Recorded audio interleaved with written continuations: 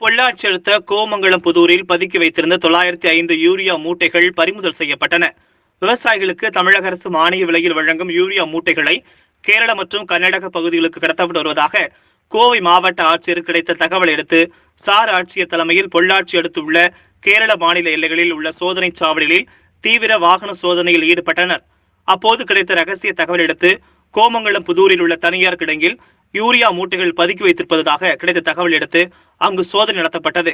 அப்போது அரசு விவசாயிகளுக்கு மானிய விலையில் வழங்கும் 905 யூரியா உர மூட்டைகள் பதுக்கி வைத்திருப்பது கண்டுபிடிக்கப்பட்டது.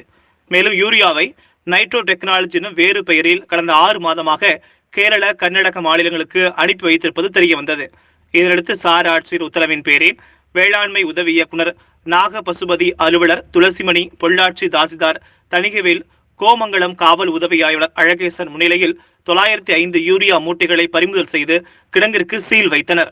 மேலும் கிடங்கிற்கு உர ஆய்வாளர் துளசிமணி கொடுத்த புகாரின் பேரில் உரிமையாளர் சூளேஸ்வரன்பட்டியைச் சேர்ந்த மும்மூர்த்தி, மேலாளர் சந்தோஷ் ஆகியோர் மீது வழக்கு பதிவு செய்துள்ளனர்.